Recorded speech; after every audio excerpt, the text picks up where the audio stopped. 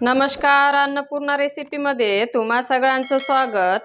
तर आज आपण इथे गुळ खोबऱ्याचे पौष्टिक लाडू बनवणार आहोत। तर त्यासाठी इथे मी 2 कप सुकं खोबरं मिक्सरला बारीक असं वाटून घेतलेलं आहे। पाऊण कप किसलेला गुळ घेतलेला आहे। 4 चमचे घट्टसर अशी साय घेतलेली आहे। तर इथे मी साय थोडीशी फेटून घेतलेली आहे। 1 कप दूध घेतलेला आहे। अर्धा छोटा चमचा इलायची पावडर, 1/4 टीस्पून जायफळ पूड घेतलेली आहे आणि 2 चमचे तूप घेतलेला आहे। तर सुरुवातीला आपण खोबरं भाजून घेणार आहोत। एका कढईत 2 चमचे तूप टाकून गरम करून घ्यायचं आहे।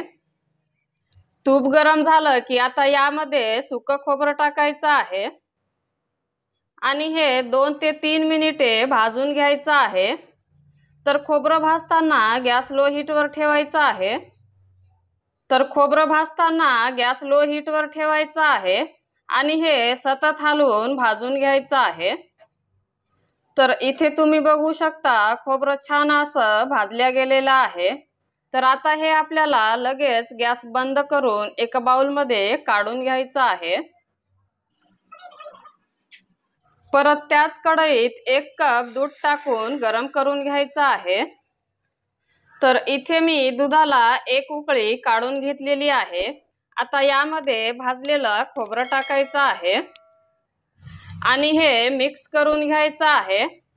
तर हे मिक्स करत असताना गॅस लो हीटवर ठेवायचा आहे आणि हे घट्टसर होईल तोपर्यंत शिजवून घ्यायचं आहे।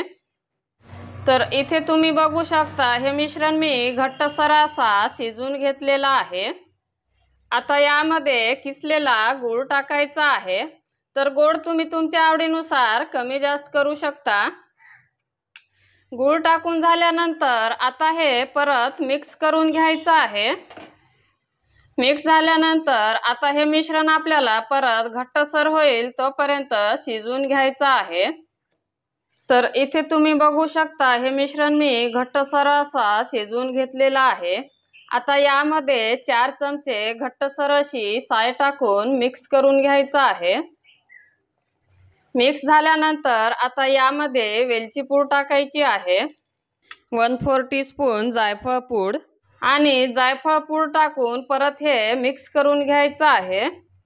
मिक्स झाल्यानंतर आता हे मिश्रण परत आपल्याला घट्टसर होईल तोपर्यंत शिजवून घ्यायचं आहे।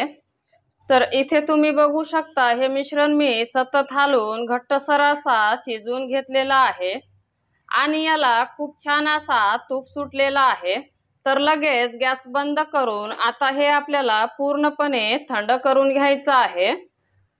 तर इथे हे मिश्रण पूर्णपणे थंड झालेलं आहे। तर आता आपण लगेच लाडू बांधून घेणार आहोत।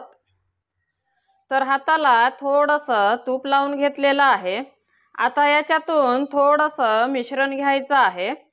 तर हे लाडू बांधताना तुम्ही तुमच्या आवडीनुसार लहान मोठ्या आकाराचे लाडू बांधून घेऊ शकता। तर इथे तुम्ही बघू शकता एवढ्या साईजचा लाडू मी बांधून घेतलेला आहे। तर लाडू तुम्ही बघू शकता खूप छान झालेला आहे। आता हे एका डिशमध्ये काढून घेऊ आणि याच पद्धतीने सगळे लाडू बांधून घेणार आहे। इथे मी सगळे लाडू बांधून घेतलेले आहे।